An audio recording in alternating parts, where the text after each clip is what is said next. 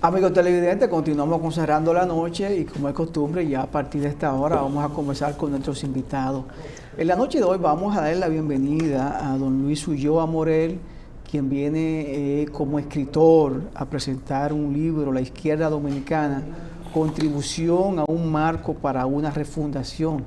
Yo creo que la izquierda ha tomado mucho auge por un asunto de que ha pasado muchas cosas en el continente americano, principalmente el Cono Sur, América Central, donde pues el gobierno pues han surgido pues precisamente de la izquierda. Sería bueno pues hablar de este tema, de esta nueva corriente que pues se está pues se quiere imponiendo en el mundo, que existía una vez en el pasado, mermó, pero ahora parece que está resurgiendo. Don Luis, buenas noches, bienvenido. Buenas noches, Giovanni, buenas noches, Junior. Decía yo yo con Y me chocó, sí, siempre me chocaba eso. Porque yo sin decirlo soy más nacionalista que los que escriban nacionalistas. Ah, Fíjate ya. que mi nombre se escribe muy aplatanado, Junior. Hasta en eso tuvieron cuidado. Y no ando exhibiéndolo, ¿verdad? Como andan muchos, No. que son más patriotas que los patriotas, pero con algunas cosas. Y qué bueno tener nuevamente a Luis Ulloa Morel por acá. Ya hace un tiempo Luis estuvo con nosotros en su condición de pedagogo y docente, hablando sobre el tema vinculado a la educación en la República Dominicana. Y hoy, ya sobre esos temas también ha escrito.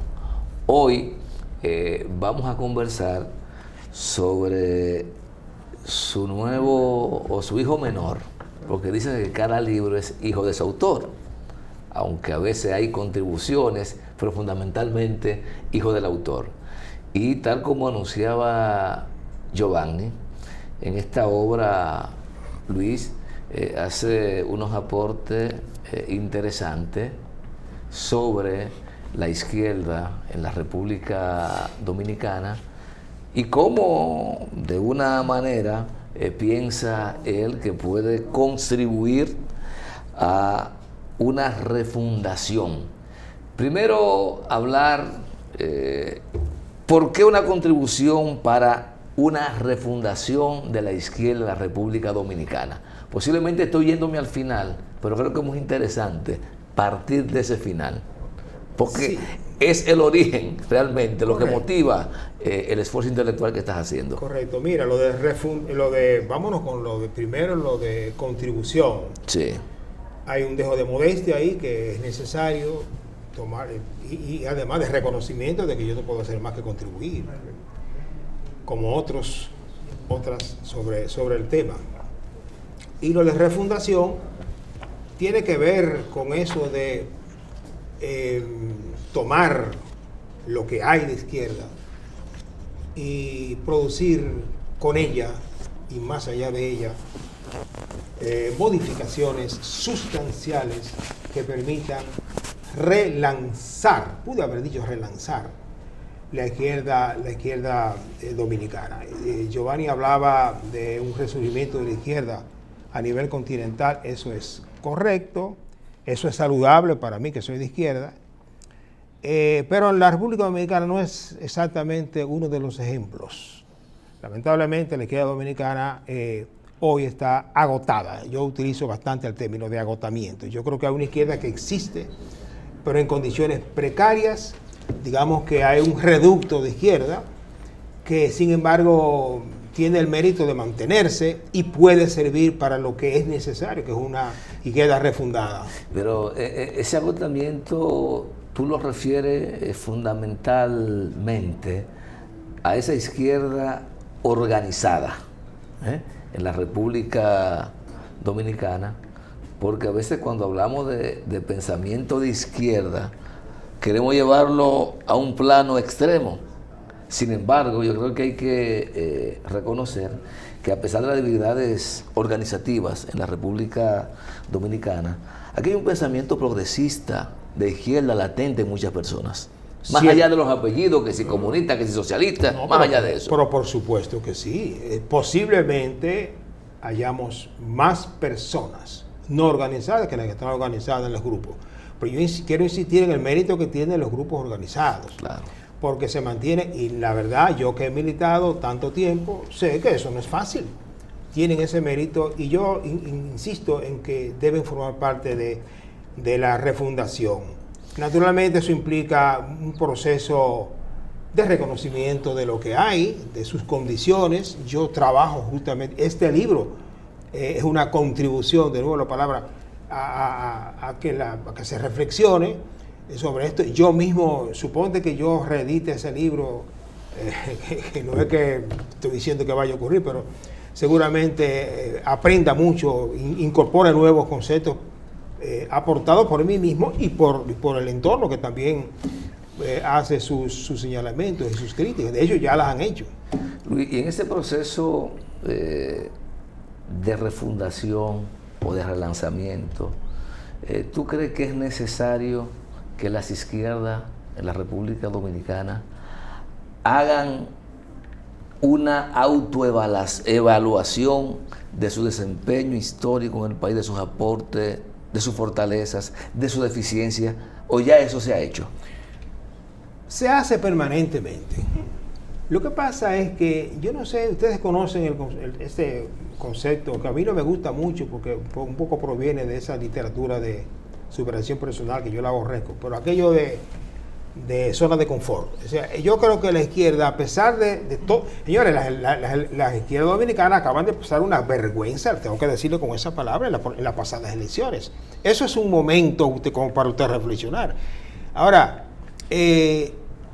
una cosa es usted reflexionar a título individual e incluso institucional, y otra cosa es estar dispuesto a asumir los sacrificios que eso implica, porque significa un poco retomar la idea de Cristo, o pues se le atribuye a Cristo, déjalo todo y sígueme. Es decir, es ser capaz de hacerse una especie de harakiri político, harakiri por lo menos terapéutico, para no llegar a la muerte.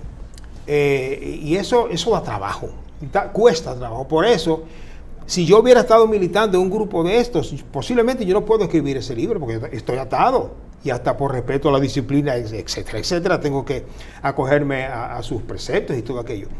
Lo escribo porque tengo muchos años de vida y muchos años de militancia política, mucha experiencia, y conozco a la izquierda dominicana.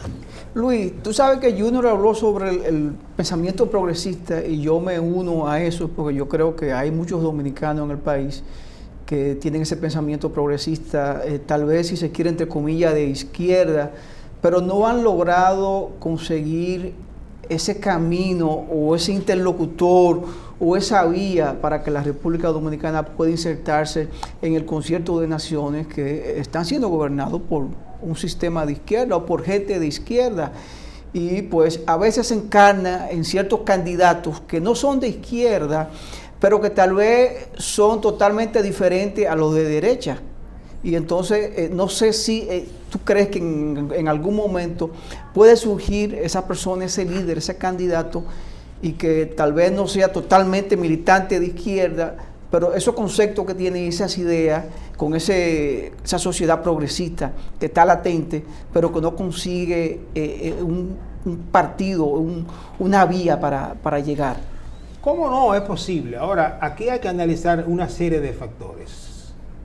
Porque esto que queda de la izquierda y esto que le ha pasado, esta disminución, tiene sus causas. Hay una historia que tiene que ver, número uno, esa es mi tesis fundamental, por un problema de pobreza teórica tradicional en la izquierda dominicana. Tiene que ver con la derrota que recibió el pueblo dominicano, no la izquierda, el pueblo dominicano en el 65, y cómo la izquierda asumió aquello. Tiene que ver con circunstancias hasta geopolíticas, tiene que ver con una cultura dominicana, una cultura política, pero cultura en general, que está viciada. Nosotros tenemos problemas educativos que van mucho más allá de lo que suelen decir los pedagogos. Nosotros tenemos un problema que va más allá del aula y que va más allá de los maestros. Hay un problema cultural, hay un problema de un país arropado por las ideas de derecha y conservadoras que no son propias exclusivamente de los partidos políticos. Aquí tenemos que ver, todo tiene que ver con todo eso que ha pasado, pero también tiene que ver hasta, no digo que fundamentalmente, pero hasta con un cristianismo mal asumido, proveniente del norte. Eso está estudiado. Cómo aquí la sociedad dominicana ha sido, invadida por una concepción falsa del cristianismo, que es conservador, que es individualista, que es anticomunista y que embrutece y que está en la escuela, entronizada en la escuela. Y la escuela no me refiero a la escuela primaria y secundaria, es que en la universidad hay una serie de profesores que rezan antes de dar clase, y se lo está diciendo una persona criado en la religión, que no es ateo. Yo sería otra cosa, sería otra discusión. Exacto, son otros temas. Y que incluso dice, yo suelo decir, que el cristianismo como propuesta es una de las revoluciones éticas más importantes que ha tenido la humanidad. Pero el cristianismo ha asumido para lo peor, señores. Estaba hablando de un cristianismo, cierto cristianismo, no todo, claro, afortunadamente, que está apoyando el genocidio en Gaza, militantemente, que son sionistas. Estamos hablando de eso. Entonces, hay demasiados factores que penden sobre nosotros. Y escúchame, Junior, si tú preguntas esto de si es posible. Ahora, yo antes de ahí tengo que preguntarme cuál es el fondo cultural del progresismo dominicano. Para decirte en otras palabras, ¿qué por ciento de los dominicanos es o progresista o de izquierda o proclive a hacerlo? Es una pregunta que, es más, es un reto intelectual que tiene la izquierda dominicana, lo planteo ahí. Sí. Es decir, hay que un poco desnudarse y ver la sociedad, no solamente porque la comida subió allí. Nosotros tenemos que hacer un estudio permanente, el estudio de la sociedad es permanente, de qué es lo que está pasando con la sociedad dominicana, hacia dónde apunta, cuáles son sus males, más allá de las apariencias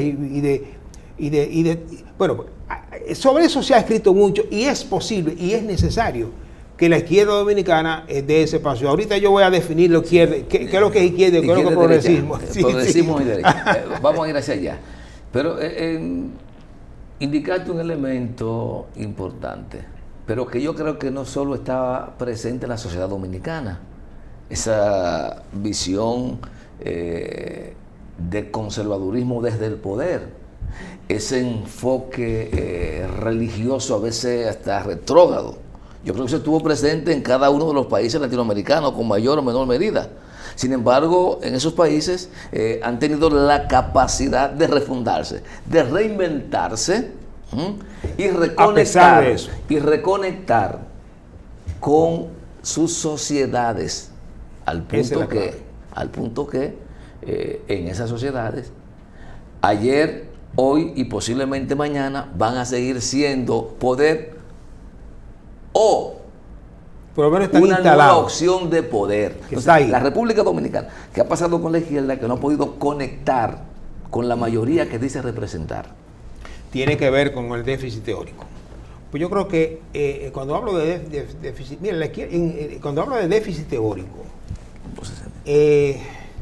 estoy hablando de cierta incapacidad, cierta insuficiencia, porque aquí hemos tenido dirigentes brillantes, para comprender y dar seguimiento a la naturaleza de la sociedad dominicana, para educar a su gente y para crear una intelectualidad orgánica a la izquierda y al progresismo. Cuando hablo de intelectualidad orgánica, eso se refiere al hecho de que hayan pensadores y pensadoras que sean un poco la vanguardia en la comprensión y hasta en la difusión de las ideas progresistas. Y ves que muchas veces desde una parte del progresismo o de una parte de las izquierdas, a veces uno se sienten conformes, en confort, solo con tener un análisis correcto de la realidad que no lo lleva a ningún lugar. Un análisis correcto que hay que tomarlo con pinzas. ¿Quién dijo que es correcto? Que no lo lleva a ningún lugar. El hecho es que cada análisis que hacemos sobre la realidad dominicana, parece ser que pasamos con A. Pero de ahí a conectar esa A con la realidad es un gran desafío. Porque nuestra izquierda nunca ha tenido estrategias de poder. Nunca. Y eso en el libro se refleja. Y por cierto, no me estoy inventando cosas, demasiadas personas lo han dicho. pero se puede decir que la izquierda encabezada por Manolo tenía una estrategia de poder. No, tuvo un impulso heroico, loable, moralmente loable, pero políticamente problemático. La izquierda del 65, lo que quedaba del 14 de julio del MPD, unido al sector del PRD y a Camaño, los sectores militares, sí logró un momento, que yo llamo momento de izquierda, que fue peligroso para el imperio, y lo dijeron, y eso había que aplastarlo. Entonces, la izquierda no ha tenido, exceptuando algunos momentos, estrategia o vocación de poder. Vocación de poder, ante todo, que no se traduce en una estrategia de poder. ¿Y qué significa estrategia de poder? Quiero acotar esto. Normalmente la gente cree que estrategia refiere a largo plazo. No, la estrategia refiere a aquellos pasos fundamentales que hay que dar en un momento determinado, o en una coyuntura determinada, o en una etapa determinada, en este caso, hacia la construcción del poder. Porque desde hace mucho rato yo estoy diciendo, una cosa es tomar el poder, en el sentido que es tomar el gobierno, y otra cosa construir. El poder se construye. Tú puedes tener el gobierno, no tener el poder, eso se ha dicho muchas veces. Y claro, ojalá yo tener por lo menos el gobierno, y para utilizarlo como pivote para construir poder. Pero al final, lo que necesitamos es construir poder, y construir poder significa construirlo culturalmente, políticamente, socialmente, moralmente, comunicacionalmente. Es decir, el poder comporta muchos elementos. Escúchame, Juno, tú sabes que, Luis, somos hijos menores o tal vez mayores o sobrinos del Imperio del Norte, y nos dicen los hijos prácticamente de los Estados Unidos. Somos hijos de ellos. Cuando tú hablas de esa culturización, sobre ese avasallamiento de esa doctrina, de ese pensamiento, de ese mercadeo diario, entonces eso tal vez ha relegado, y mucha gente pues se ha sentido pues prácticamente como tranquila, en confort. Todos queremos ir ahí, todos queremos ver como el gran desarrollo del norte, y entonces como que nos hemos quedado ahí, y tal vez eso ha impedido de que desarrollemos. Bueno, pero tú sabes que Estados Unidos ha experimentado, es una tesis muy mía, con Cuba y República Dominicana. Ha vendido a República Dominicana como el éxito y a Cuba como el fracaso. Y lo han logrado en gran medida, porque ni siquiera yo, que me las doy de marxista, puedo decir que en Cuba las cosas marchan bien, por muchísimas razones. Lo que hay que preguntarse es ¿por qué? ¿Por qué? ¿Qué parte del problema es ocasionado por el gobierno cubano, y qué parte, que yo creo que es fundamental, avasallantemente fundamental, lo provoca el bloqueo, que no es cualquier cosa, son centenares de leyes. Óigase bien, no es simplemente que no quiero que tú compres una aspirina allí, no, se vio en la pandemia lo que pasó allí. No, y un vecino cercano. Entonces a Dominicana le han abierto la puerta para que se vaya para Estados Unidos, entonces se ha convertido en el espejito, y lo venden como eso, y es un lugar, es verdad, donde hay mucha inversión extranjera, hay señores, son 10 u 11 mil millones de dólares que llega anualmente a República Dominicana, de remesas. De remesas, mal contado, puede ser el doble o más, porque hay demasiado. Tú tienes un familiar en Nueva York y te traes un traje, o te traes un ponchero, o te traes unos zapatos, eso no va a la remesa efectiva. Solo esa. Sí, eso. Entonces, en Cuba, ¿cuánto llega? ¿Cuánto puede llegar? Entonces, han logrado vender y han logrado dos cosas. No quiero ser muy fuerte, pero idiotizarnos y darnos la sensación de bienestar, y crear una cierta clase media, también que tiene posibilidad, y sale a la calle para que tú veas la cantidad de vehículos, tú no puedes andar. Entonces, en Cuba es exactamente lo contrario. Entonces, ese efecto de demostración les ha funcionado. ¿Hasta qué punto? Bueno, es que las cosas están cambiando en el mundo, porque después de todo, lo que está pasando en el mundo dice claramente que el imperio que los imperios no son eternos, y hay demasiadas señales ya de que las cosas pueden terminar, no digo que mañana ni pasado, y el gran problema de los Estados Unidos es China. Y ellos lo dicen. Y es Chile por dos razones. Primero, porque es la otra potencia económica dirigida por un partido comunista. Vaya usted a ver. Entonces, ese espejito un poco mitiga el efecto negativo para las ideas socialistas de Cuba.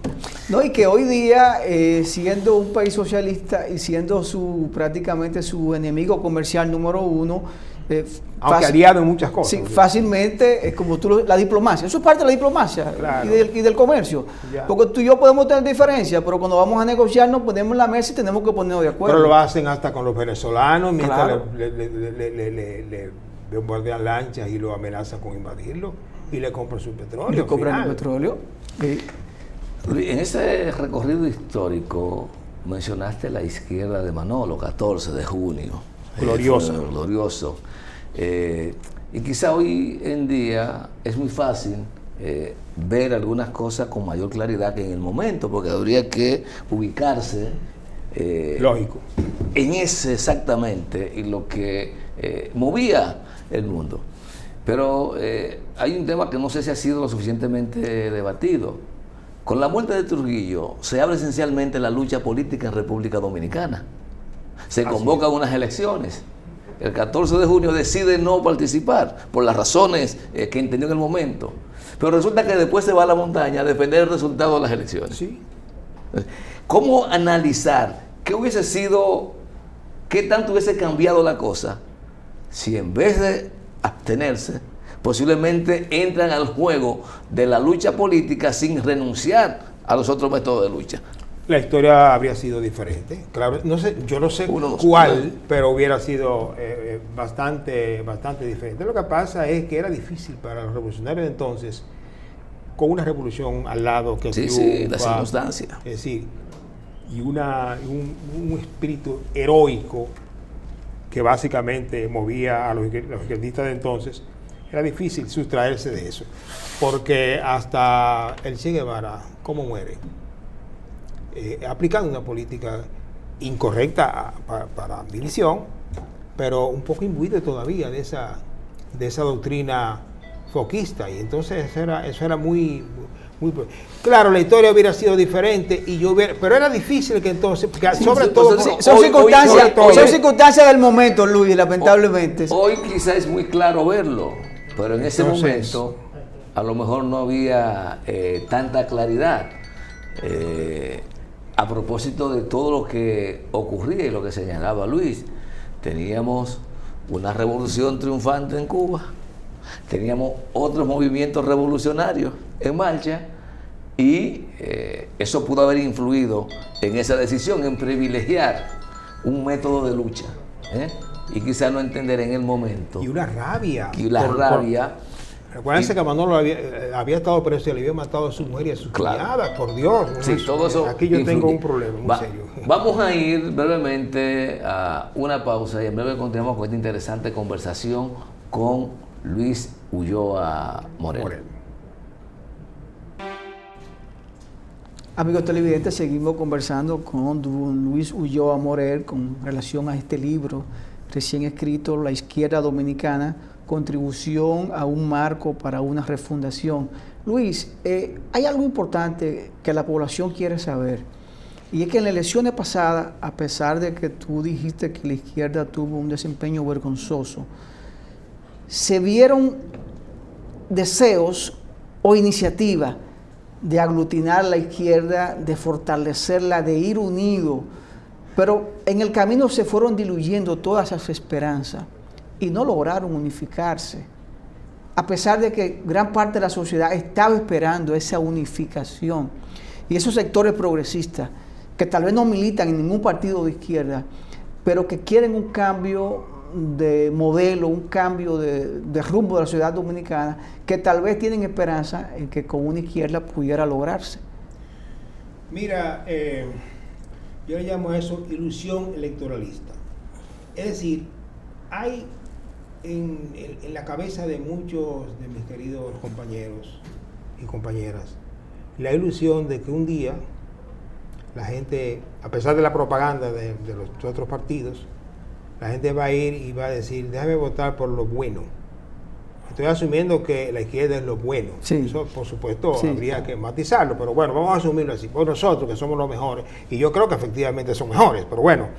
Entonces, hay una ilusión electoralista que tiene que ver con esa incomprensión y tiene que ver con esa subsecuente falta de estrategia. Una de las tesis que sostengo en el libro es la de que la izquierda tiene que ser consecuentemente electoral. Asumir las elecciones y el método electoral con todas sus consecuencias y con todos sus riesgos. Y eso implica una estrategia particularmente electoral. ¿Y qué implica eso? Tantas cosas. Los métodos que haya que utilizar. Por supuesto. Bueno, la lógica de las elecciones. Es decir, Clausewitz hablaba que la guerra es la continuación de la política por otros medios. Bueno, ¿y qué son las elecciones? La continuación de la política por otros medios.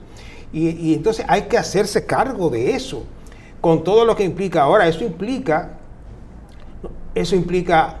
hacerse de una visión de país, con las condiciones para ser vendida a la población, la creación de una especie de discurso, de narrativa, creíble, por supuesto. ¿Qué implica? Organización, crecimiento, implica aterrizar en los municipios, porque ese es otro pedacito. La izquierda dominicana, unos días antes de las elecciones, le dice a fulano de tal que tú vas a ser candidato a alcalde. Tranquilamente. Sin una programación, sin pero una planificación. Y resulta que el municipio es la parte, digamos, aterrizada de la administración pública, porque esa es la que está con el ciudadano, de ahí. Y entonces eso es fundamental. Y yo digo, bueno, pero ¿por qué no comenzamos antes de tenerlo, ayer debió ser, a proyectar personas para que la gente lo pueda visualizar, no solamente como el que lucha por ti, sino como personas capaces de gobernar en el municipio? Y igual para diputados, igual para la presidencia. Escúchame, las elecciones, para los dominicanos que llevamos tantos años ya, eso sí, haciendo elecciones cada 4 años con la interrupción del 94, es fácil saber qué implica las elecciones. Por supuesto que sabemos de antemano que las elecciones dominicanas tienen sus vicios enormes y que es una plutocracia en el fondo lo que tenemos, más que democracia. Aquí lo que tenemos es un festival plutocrático. Usted tiene que tener cuarto previamente para ser candidato hasta regidor. Mucho dinero. Pero, ¿qué otra opción hay? Es siempre, en la medida que las elecciones sean para conquistar el corazón del pueblo, bienvenidas sean. Y hay que elaborar estrategias electorales con tiempo, y eso implica la unidad. Eso que tú señalabas. Yo escribí un artículo en ese entonces diciendo, así simplemente decía, me van a excusar. Digo, pero yo no concibo que hayan 4 candidaturas de izquierda o progresistas, pero que eso es el colmo. Y entonces los resultados tú los viste, con la excepción de la OD, que con Virginia Rodríguez obtuvo dentro de los pequeños, una votación considerable. Pero con un discurso diferente. Ella se apoyó más en la clase media. Claro, y buscó un segmento de la población que le vendió un discurso. Bueno, pero todo eso hay que hacerlo. Y ella lo hicieron hasta un punto. Hasta ahí. Sí. Naturalmente que lo que se querría, lo que debería quererse es mucho más, porque estamos hablando de proyectar figuras y de proyectar una visión de país. Yo suelo hablar mucho de construir conceptualmente una maqueta de país. ¿Qué país queremos? Yo suelo decir, si la gente nos pregunta, ¿ustedes quieren ser como Cuba? No, nosotros queremos ser como la República Dominicana, mejorada. Tú sabes que Junior siempre habla de alcanzar el poder en los municipios, en las provincias, en los distritos municipales, porque son la representación genuina, como tú hablaste, del país, de la localidad, de las personas. Y a veces pues nos enfocamos mucho, en el caso de los partidos políticos, en la presidencia de la República, pero vamos a construir poder en las alcaldías, vamos a construir poder en el Congreso, a conseguir escaños para tener representación y luego crecer con un candidato a la presidencia de la República. Correcto. Yo no quiero preguntar algo, pero esto que tú señalas, me recuerda un artículo, yo siempre vivo escribiendo cosas, un artículo que se llamaba, o que se llama, está ahí todavía, la aporía de los pequeños. ¿A qué me refiero? Los pequeños, y no solamente los de izquierda, tenemos el problema de que las elecciones no están hechas para nosotros. Las elecciones están diseñadas para los grandes. Y hasta en el conteo, con aquello del método Home, nos revientan al final. Entonces, la tesis, para no cansarles en esto, es que el que quiera crecer para ir a unas elecciones, que lo haga antes de las elecciones. Porque las elecciones tienen una lógica que disuelve a los pequeños. Y al final tienen que rendirse a los... Es que ahí viene el trabajo comunitario, Luis. Las elecciones es un día. El proceso electoral es un chingo más largo, pero el trabajo preelectoral es permanente. Es el fundamental y el permanente. Sí. Eso es así. Y es permanente y los grupos de la derecha dominicana lo saben perfectamente. Que las elecciones son hoy. Todos los días. Todos los días. Claro. Eso no implica que los compases y los momentos ya preelectorales formales no se respeten, pero hay un conjunto de cosas que se pueden hacer todos los días en la perspectiva del trabajo electoral. Así es, pero el grande, ustedes saben que son tramposos en todo, ¿no? Pero en las elecciones mismas roban muchos votos, incluido a las izquierdas siempre lo han engañado, porque no tienen delegado, no tienen delegado o simplemente no saben de eso. Entonces, te revientan, alta mata votos, señor. Sí, entonces, alta mata votos y todo aquello. Por eso no quieren el voto electrónico, porque se supone que es otra. Y también allí, tú sabes que donde quiera se es manipulable. Entonces, eso es fundamental. El día, sin embargo, de las elecciones, el día de pasan cosas. De todo. Y te pasarían menos si tú tienes todos los delegados debidos en todo el país. La izquierda no tiene, ni remotamente. Bueno, pues hay una tarea. Prepárate de tal manera, eso puede ser incluso un indicador. Tú quieres saber si está creciendo. ¿Dónde tú estás? Necesitas 16,000 delegados. Tú necesitas 32,000 delegados, más la logística. Claro. Entonces, ahí hay un criterio para tú saber lo que necesitas. Uno de ellos. Claro. Luis, yo sé que en este esfuerzo que has hecho sobre la izquierda dominicana y la contribución a un marco para su refundación, haces unas puntualizaciones sobre izquierda, sobre derecha, y de hecho planteaste hace un ratito que quería abordar esa perspectiva y un poco del progresismo, que es un concepto un poco más amplio, ¿verdad? Más light, sí, progresismo. Y más amplio, sí, no solamente light. Y más amplio, sí.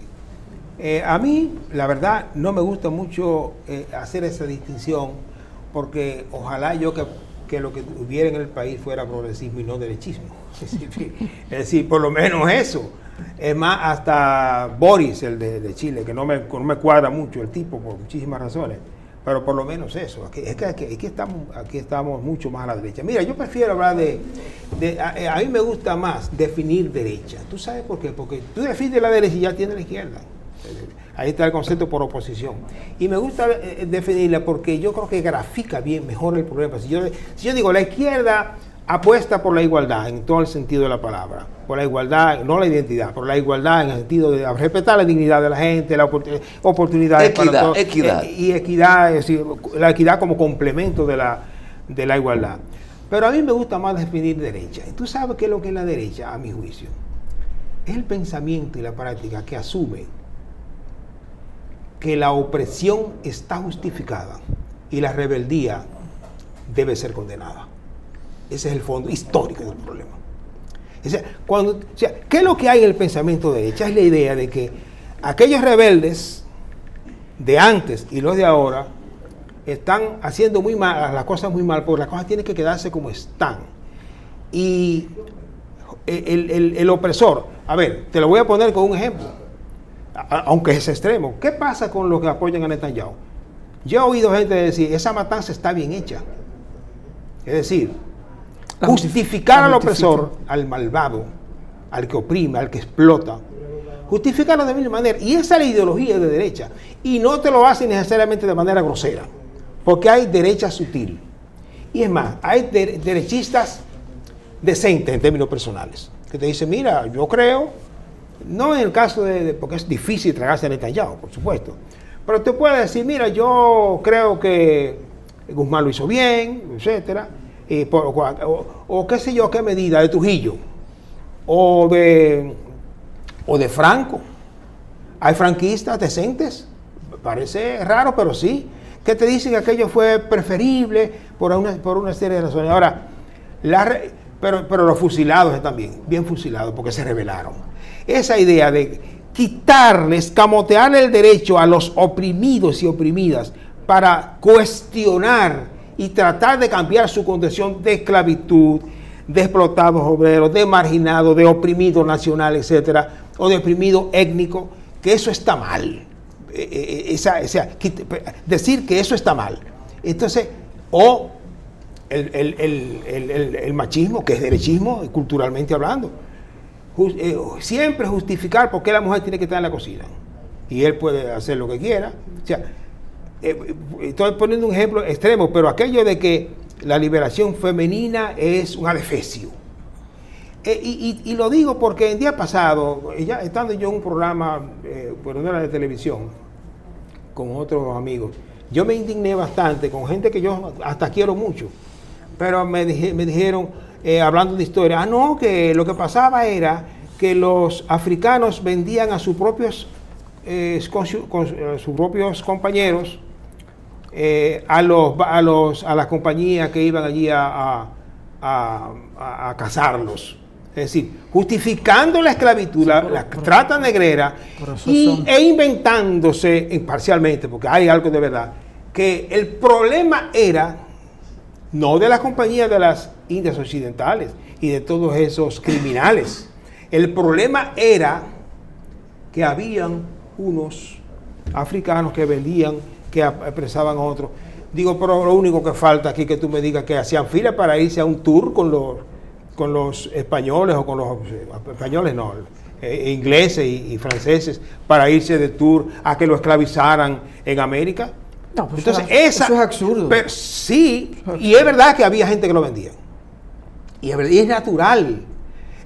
Ese complejo de Guacanagarí, que yo no sé si fue verdad que Guacanagarí hizo lo que hizo, pero siempre en toda población aparecen traidores. Ahora, eso no justifica. Lo principal era que habían unas compañías que se dedicaban a la trata negrera. Entonces, de ahí que estas personas me están justificando la esclavitud y la trata negrera. Y entonces, y son gente buena, no son malvados. No tiene justificación, Luis. No tiene justificación. Sí, pero se te van por ahí para medio justificarte.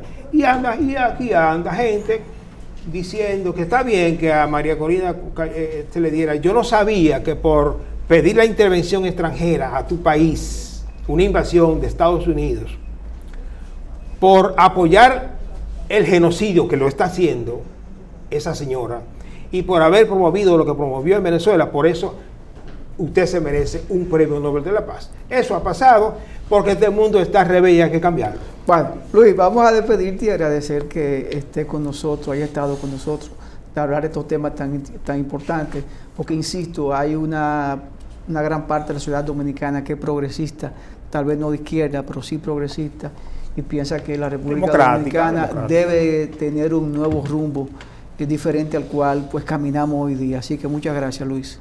Gracias a ustedes por esa batería de preguntas muy interesantes. Gracias. Señores, conversamos con Luis Ulloa Morel, pues que recientemente puso en circulación este hijo, la izquierda dominicana, contribución a un marco para una refundación. Vamos a despedirlo. A ustedes gracias por la sintonía.